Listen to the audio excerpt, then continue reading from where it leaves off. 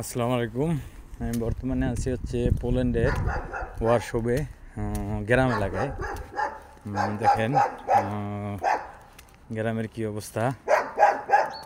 কুত্তা একটা হেঁটেছে, মানে এটা মনে করছে যে মানে পাহারাদার আর কি, এই অবস্থা। যাই হোক, দেখেন কি অবস্থা।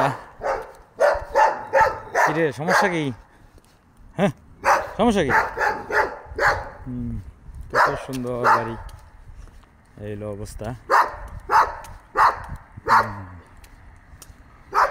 দেখেন, এটা হচ্ছে ওয়ার্কশপ, মানে সিটির সাইডে, এই হলো অবস্থা।